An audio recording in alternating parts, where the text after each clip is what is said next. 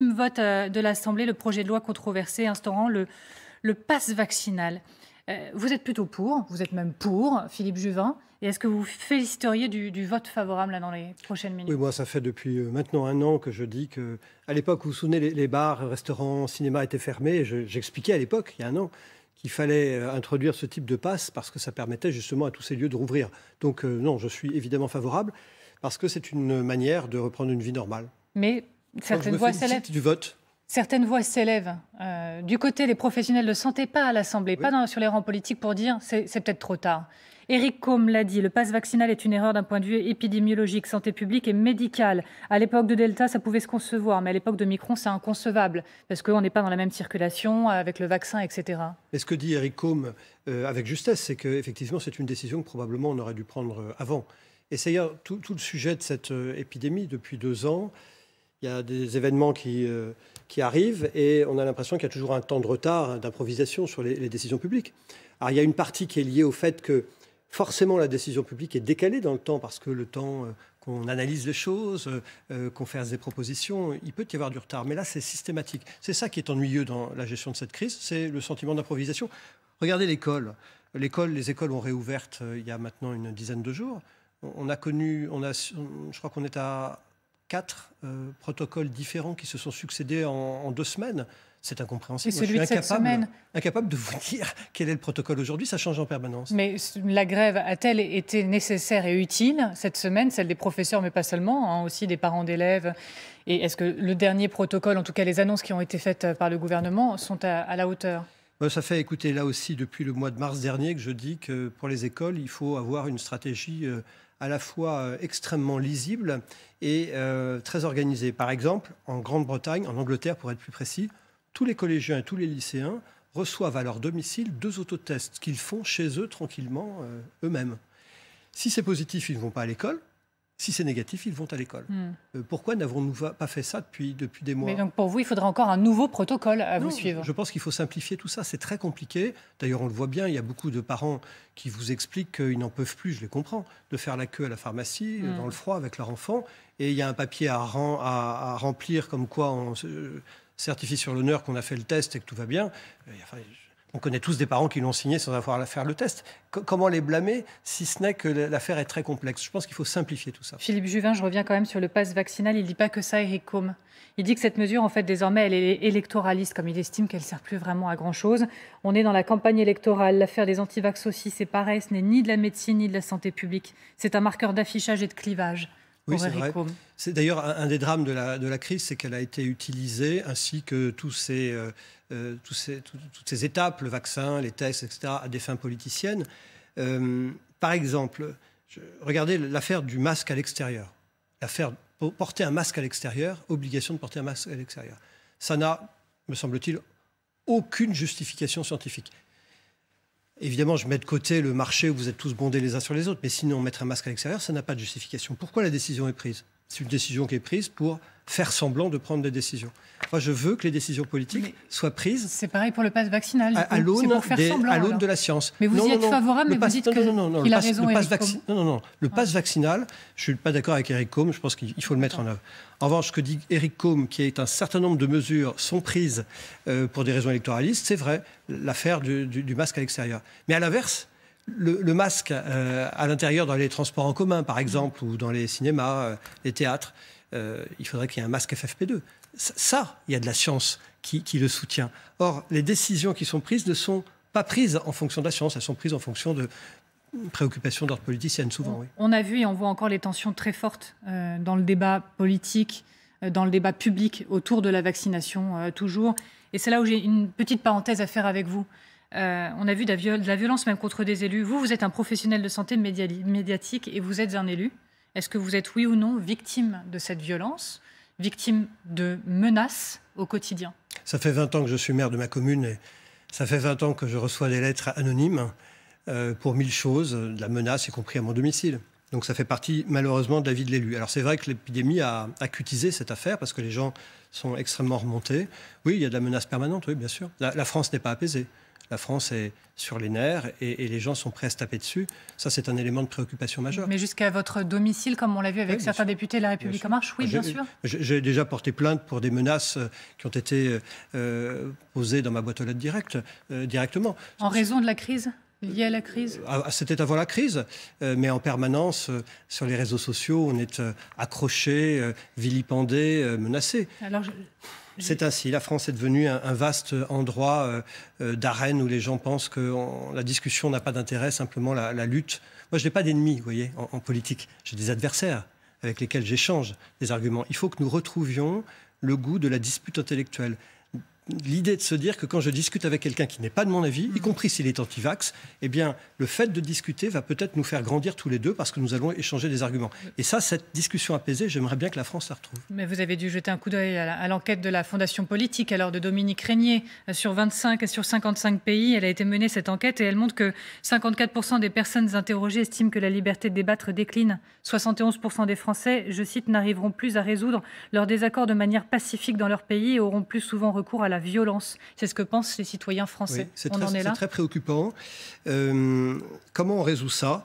D'abord, on résout cela en acceptant de pouvoir débattre avec quelqu'un qui ne parle pas comme vous de manière apaisée. Je suis frappé de voir que dans le débat politique aujourd'hui, et je ne vise personne en particulier, mais de plus en plus, les gens avec lesquels on discute n'acceptent pas que vous n'ayez pas la même approche que vous, et ils ne vous disent pas que vous avez tort, ce qui serait une chose, ils vous disent que vous êtes dans l'erreur et dans la faute.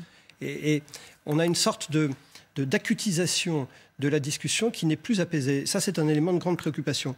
Mais d'une certaine manière, mais quand le gouvernement prend des mesures en chambre fermée, sans discussion parlementaire, on a vu beaucoup de discussions qui ont été importantes, qui ont été prises en Conseil de défense, en dehors de toute discussion. Eh bien, je pense que ça n'aide pas les choses. Le gouvernement alimente ce climat d'absence de débat, voire de besoin de recours à la violence ?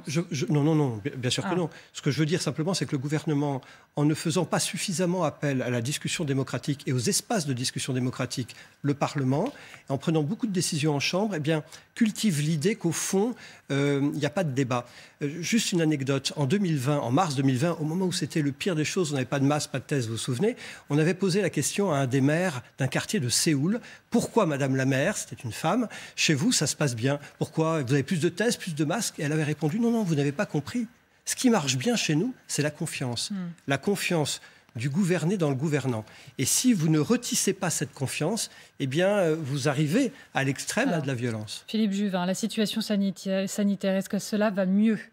On en serait avec la situation, ce sera en gros un pic en vue, si on en croit les données du ministère de la Santé dans le JDD encore aujourd'hui. Le pic est en vue dans votre hôpital ? Écoutez, d'abord, on voit que dans certaines régions, Île-de-France, Corse, vous avez une diminution. Voilà, la courbe s'est infléchie du nombre de cas. Maintenant, ça ne signifie pas qu'à l'hôpital, ça va mieux, parce qu'il y a toujours un décalage dans le temps entre la diminution du nombre de cas et le nombre de cas qui continue à augmenter à l'hôpital et en réanimation. Donc ça va, il y a une tendance pour penser que ça va mieux, mais on est quand même à des niveaux d'infection extrêmement importants. Oui, ça va mieux dans une situation très dégradée. Mais est-ce que ça pourrait du coup valider, confirmer ce que dit l'Institut Pasteur cette semaine, c'est-à-dire que les services de réanimation ne devraient pas être totalement saturés finalement, que le pire n'est pas certain, voire pourrait même être évité ? Non mais madame, le pire, on y est déjà. Le pire, on est dans une situation où il y a des tas de gens qu'on n'arrive pas à soigner. Parce que, justement, nous sommes submergés à l'hôpital et en réanimation. Il y a aujourd'hui, probablement en France, des centaines de milliers de gens qui, depuis 2 ans, n'ont pas eu d'intervention chirurgicale ou l'acte qu'ils devaient avoir sous anesthésie générale ou qui nécessitait une hospitalisation. Moi, ma grande inquiétude, c'est évidemment pour les patients du Covid. J'en ai, d'une certaine manière, une encore plus grande. C'est pour les patients qui n'ont pas le Covid et qui n'ont pas vu leur cancer diagnostiqué ou leur maladie du cœur suivie. On va avoir... Et soyez consciente que quand je dis ça, je ne me complais pas dans une prédiction d'oiseau de mauvaise augure. Je me réfère à des travaux internationaux et on observe dans beaucoup de pays, et probablement l'observera-t-on en France, on va observer une augmentation de la mortalité d'un certain nombre de maladies chroniques du cœur en particulier et de cancer parce qu'elles n'ont pas été correctement traitées, dépistées et mises en œuvre. Et ça pendant plusieurs années. Donc l'enjeu de santé publique aussi, il ne faut pas l'oublier, c'est d'aller chercher tous ces gens qui sont dans la nature et qui sont en train de développer leur maladie. Est-ce que vous confirmez ce que je disais dans le JDD, c'est-à-dire qu'un plan Omicron ficelé par les autorités pour fluidifier la prise en charge dans l'hospitalisation conventionnelle serait en cours, serait même prêt d'ailleurs? Je ne sais pas très bien ce qu'est un plan Omicron, quand vous savez qu'en 2020, alors qu'on était en pleine pour épidémie, passer de 6 à 3 jours de prise en charge et mieux gérer l'afflux dans l'hospitalisation conventionnelle. Écoutez, les gens dans les bureaux sont très gentils de nous expliquer comment il faut soigner les patients et essayer d'optimiser le système. Ça fait 2 ans que nous tentons, nous, les professionnels de santé, d'optimiser un système qui est devenu trop petit. Le système hospitalier et de santé en général est trop petit en France. Que les gens qui nous écoutent comprennent une chose très simple, c'est du bon sens. Si vous aviez un système hospitalier immense, infini, sans limite pour hospitaliser les gens, on n'aurait jamais confiné. On n'aurait jamais eu des règles qui restreignent les libertés. Parce que le vrai sujet, c'est la submersion du système. Donc je vous le dis, en 2020, alors même que la crise frappait, on a fermé 5700 lits en France. Donc le sujet, arrêtez de nous expliquer qu'on va passer de 5 jours à 3 jours d'hospitalisation, que ça va tout régler. Non, le système de santé est paupérisé, il faut le sauver. Vous parlez en tant que professeur, Éric... professeur Juvin, ou est-ce que vous parlez en tant que conseiller de Valérie Pécresse? Est-ce que vous parlez, excusez-moi, je vais aller jusqu'au bout, en tant qu'éventuel futur ministre de la Santé? Non, mais je comprends ce que vous me dites, mais d'abord, moi, j'ai toujours eu ces 2 activités de médecin et d'élu, toujours. Ce n'est pas une nouveauté. Et je parle à la fois comme un professionnel qui connaît les choses, qui voit l'hôpital public qui s'écroule, mais qui s'écroule, voilà, ouvrons les yeux. Et je le vois aussi comme un homme politique qui essaye de faire des propositions. En fait, vous savez qu'il y a eu cette primaire de la droite à laquelle j'ai participé, avec un succès relatif.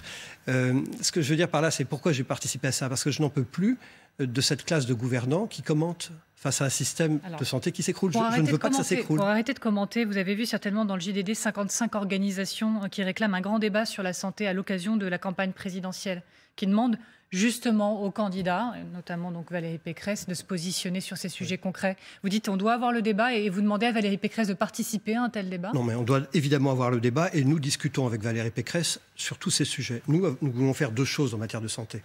Sauver le système de santé qui est en déshérence, qui est en train de s'écrouler. On n'arrive plus à soigner les gens et aussi avoir une approche nouvelle de la santé. Je m'explique. La santé, c'est l'hôpital, c'est la médecine de ville, ce sont les EHPAD où on a abandonné les gens. C'est aussi l'air que vous respirez, l'alimentation que vous mangez, la santé animale. Cette santé globale, on l'a vu avec l'épidémie, est intimement liée à la santé humaine. Et donc nous voulons avoir ces 2 approches. Les structures qui s'écroulent, on veut les relever. Et cette vision moderne d'une médecine, qui est une médecine globale, il faut l'avoir. Vous seriez à l'aise pour maintenir sur la table les propositions de Valérie Pécresse, comme la suppression de 200 000 postes de fonctionnaires dans la fonction publique, ou encore la remise en question du statut de l'hôpital public? Vous seriez à l'aise avec ces positions-là? Valérie Pécresse a fait la proposition d'augmenter de 25 000 le nombre de soignants à l'hôpital. Ça, c'est une proposition que j'aiderais à mettre en œuvre, là où je suis ou là où je serai. Je crois indispensable de redonner du muscle à l'hôpital public, qui a été beaucoup en déshérence. Bon, je reviens à la situation sanitaire. Oui. On a parlé de l'hôpital, mais d'un point de vue assez global. Je vous ai lu dans le Figaro cette semaine, vous dites que la situation, elle est hors de contrôle. Mais dans le même temps, vous voyez on a beaucoup de professionnels de santé, d'experts qui nous disent que la situation connaît au moins des signaux un peu encourageants avec Omicron qui est moins dangereux. Certains estiment même que les principales difficultés sont peut-être derrière nous. Et c'est l'Agence même européenne des médicaments qui dit qu'on peut passer bientôt de la phase pandémique à la phase épidémie. Et vous nous dites en même temps, on est dans la perte de contrôle. Je suis frappé d'une chose, si vous voulez, ça fait 2 ans qu'on est face collectivement à cette épidémie et que les gens font des prédictions en disant voilà ce qui va arriver, etc. etc. Il y a, j'espère me tromper, mais il n'y a aucun argument scientifique aujourd'hui pour assurer qu'on est dans la dernière phase. J'entends qu'un certain nombre de gens veulent être assurés. Moi, le premier, je veux dire, nous sommes crevés, on n'en peut plus. Mais aujourd'hui, il n'y a pas d'argument scientifique pour signer un papier en disant aux gens, vous inquiétez pas, c'est la dernière vague. Ce n'est pas vrai. C'est pas comme ça se passe. Certains disent, ah oui, mais et relativisent les choses en vous disant, on va passer, avec le virus Covid, à une phase d'endémie. Et finalement, ce n'est pas si grave. Plusieurs remarques. D'abord, l'endémie, ça ne signifie pas que ce n'est pas grave. Il y a la lèpre à Madagascar de façon endémique. Il y a le paludisme de façon endémique dans des régions entières du globe, et pourtant c'est grave, des gens meurent. Donc attention, là aussi, à tous ces gens qui font des prévisions, soyons prudents. Omicron, ce qu'on observe, c'est qu'il y a une diminution du nombre de cas dans certains pays de l'Europe, en Île-de-France et en Corse depuis hier, madame. On va voir comment ça se passe avec les lits à l'hôpital. J'espère que ça va s'améliorer. Derrière, on a tous ceux, comme je vous l'ai dit, qui n'ont pas été traités, qu'il faut aller chercher. Mais derrière, qui me dit qu'il n'y aura pas un nouveau variant? Parce que la réalité, c'est que tant que vous n'avez que 8% ou 9% du continent africain qui est vacciné, expliquez-moi par quel miracle on pourrait ne pas, malheureusement, avoir un nouveau variant qui pourrait apparaître. Je trouve qu'il y a une grande optimisme volontariste en disant, à vouloir absolument dire aux gens, ça va aller, ça va aller. Oui, après la pluie, le beau temps, par définition. Mais est-ce que, par exemple, le professeur Alain Fischer, l'homme à la tête de la stratégie vaccinale en France, dit à partir de mars, une période de calme devrait s'ouvrir devant nous. Est-ce que ça, c'est de l'optimisme déraisonné de pouvoir se dire qu'à partir de mars, une période de calme... Je suis d'accord avec Fischer. Je pense qu'effectivement, par rapport à ce que nous vivons aujourd'hui, il va y avoir une décrue. Et on est en train de la voir. Et on peut espérer qu'en février, mars, nos réanimations, nos hospitalisations seront moins chargées. Il y en aura encore des patients. Et je suis d'accord avec ce que dit Fischer. Mais il ne vous dit pas que c'est la dernière vague, à la différence d'autres qui le clament sur les plateaux. Moi, je crois qu'il faut être très prudent. Et je pourrais affirmer que nous sommes sortis de cette crise quand nous aurons passé une saison sans vague. Et plutôt une saison froide, parce que c'est à la saison froide qu'on s'enferme, et donc forcément que le virus prospère. Donc ce que je dis simplement, c'est soyons très prudents, apprenons de nos erreurs. Nous avons fait des prévisions qui ont souvent été prises en défaut, en tout cas un certain nombre de gens. Soyons prudents, non, c'est pas fait. Vous savez, depuis quelques jours, on l'a fait sur ce plateau, on regarde ce qui se passe en Espagne, où ils essayent de débattre, en tout cas, de la suite, c'est-à-dire, vous faites le geste de relâcher un petit peu, en disant, envisageons la possibilité d'avoir à cohabiter, à vivre avec une grippe, et donc envisageons de la traiter, cette épidémie, comme une grippe, et de relâcher peut-être les jauges, les tests, l'isolement. Est-ce que vous dites on peut au moins débattre de la préparation de cette suite? Bien sûr, mais il faut débattre d'un allègement des mesures. Mais l'Espagne n'est pas la France. L'Espagne est beaucoup plus vaccinée, ainsi que le Portugal. Ce sont deux pays très vaccinés, beaucoup plus que la France. Par exemple, vous savez que les plus de 80 ans en France, ou les plus de 85 ans, je crois, sont parmi la population, à part les moins de 17 ans, les moins vaccinés en troisième dose. Donc on voit bien qu'on a un sujet particulier en France et qu'on a des populations particulièrement vulnérables qui ne sont pas vaccinées, à la différence de l'Espagne. Donc que nous ayons ce débat, il faut l'avoir. On ne va pas l'avoir au dernier moment. Vous êtes pour l'obligation vaccinale?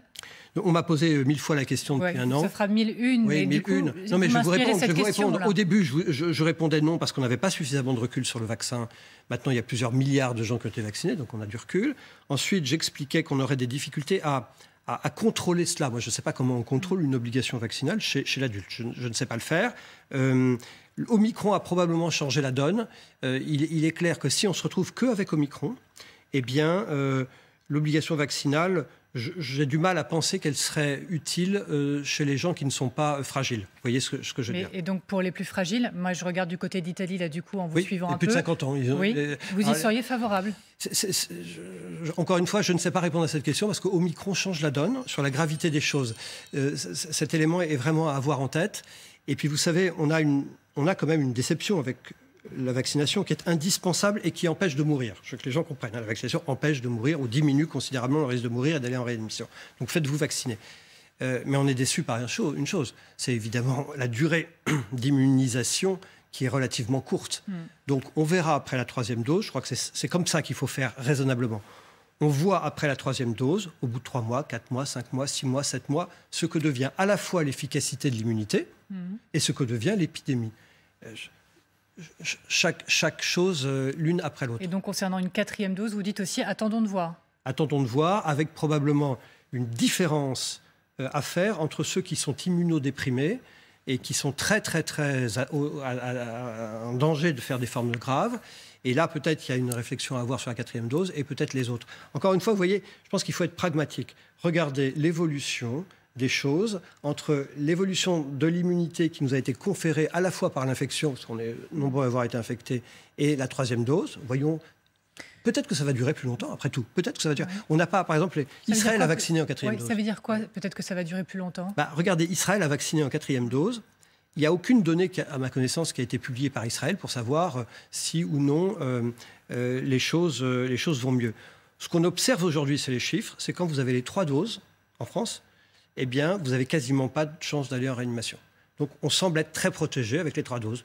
Combien de temps ça va durer? Je ne sais pas, je ne suis pas devin. Et c'est cela que je vous propose de faire, c'est qu'on regardera chaque mois comment devient l'immunité. Et si l'immunité se stabilise, pourquoi parler de 4e dose?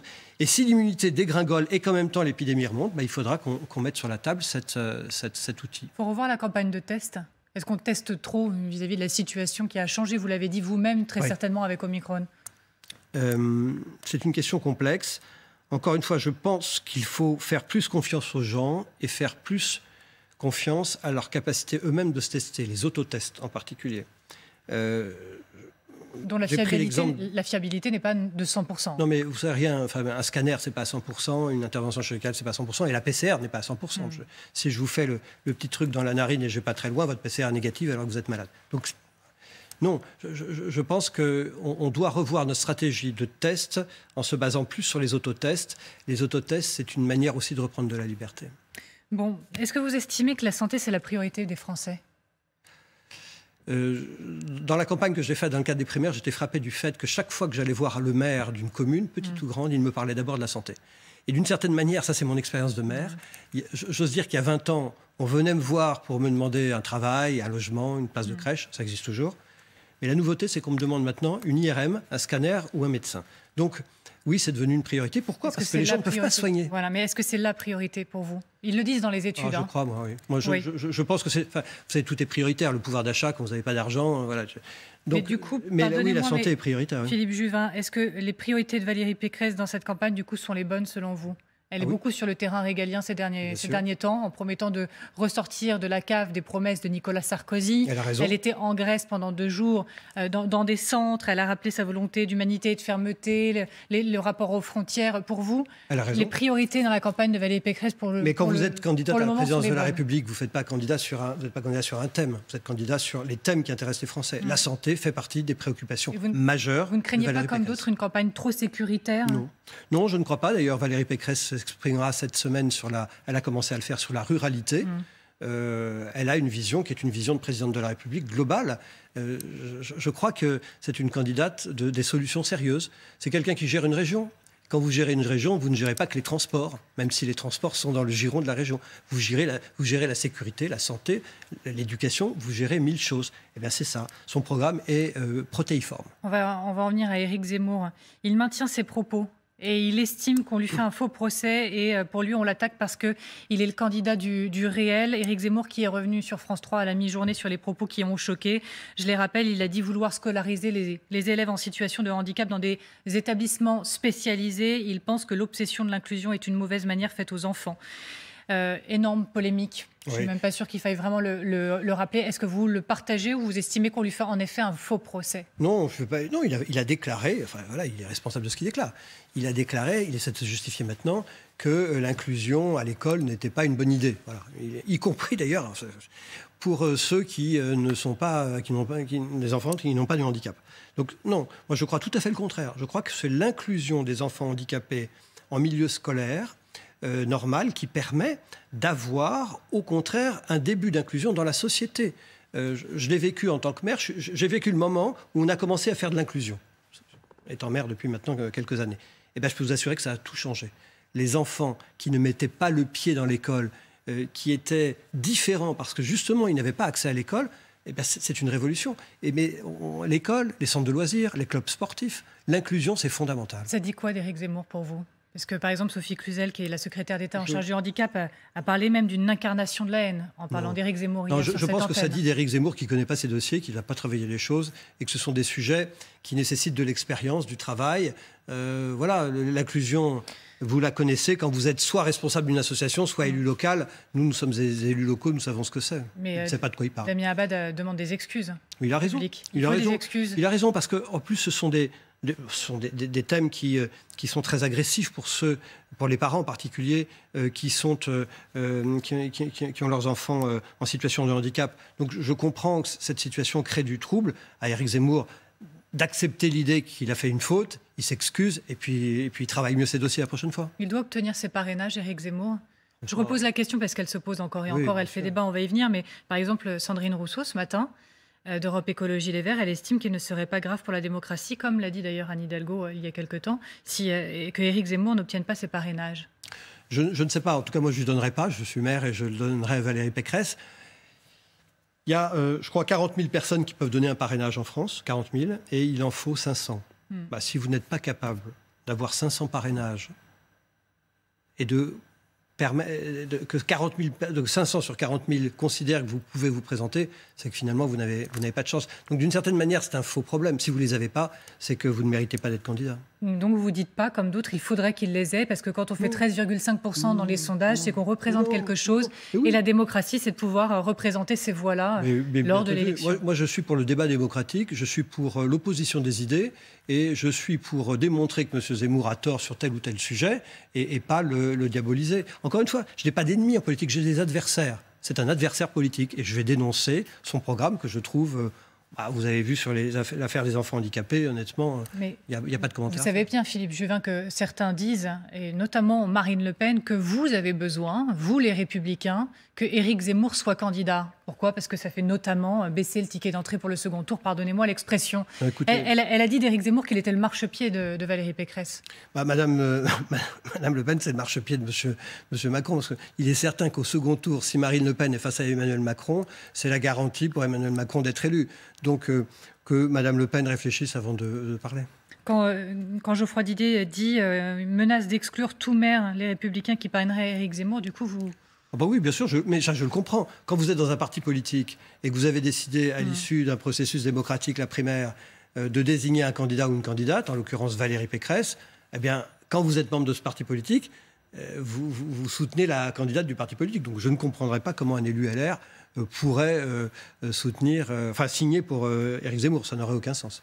Je lisais cette semaine un article du Figaro qui montrait comment, dans les rangs de Valérie Pécresse, certains estimaient que sa campagne manquait de souffle, de récit, et qu'il fallait qu'elle soit moins statique, qu'elle avance. Elle manque de souffle, la candidature de Valérie Pécresse. Moi, je trouve que c'est une vision très sévère des choses.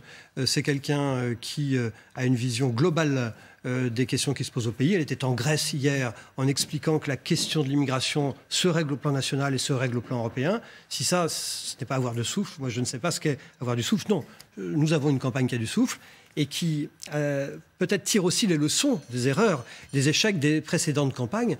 Quand, souvenez-vous, il y a 5 ans, la droite s'était divisée avec l'affaire Fillon. Là, nous sommes tous unis derrière Valérie Pécresse. Elle a réuni ce qu'elle appelle les mousquetaires, les perdants de la primaire. Non, je suis tout à fait surpris de cette analyse. Je crois au contraire que c'est une belle campagne. En cas de second tour, Emmanuel Macron, Marine Le Pen, vous votez pour qui? Je voterai pour Valérie Pécresse parce qu'elle sera au second tour. Pour un duel au second tour entre Emmanuel Macron et Éric Zemmour, vous votez pour qui? Vous venez de me poser la question? Non, je vous posais la question face à Marine Le Pen. Je persiste avec une autre manière de vous présenter les choses, avec un autre duel. Eh bien, pareillement, je sais que je ferai en sorte que Valérie Pécresse soit au second tour. Est-ce que vous craignez une campagne 2022 sous Covid, une incapacité, une impossibilité à faire même campagne? Regardez la situation, c'est sûr qu'aujourd'hui, on ne peut pas faire de grands meetings. Oui, donc c'est une crainte. Il faudra faire avec. En tout cas, la démocratie doit être évidemment soluble dans une situation qui est extraordinaire. Nous ferons campagne avec des moyens qui sortent de l'ordinaire, et nous ferons campagne. Je vous remercie beaucoup, Philippe Juvin, d'avoir été avec nous dans toute franchise ce soir. Merci à vous. Merci infiniment. J'ai envie de vous dire peut-être à bientôt, puisque en tant que représentant de campagne de Valérie Pécresse et un membre et même chef de service des urgences, on aura certainement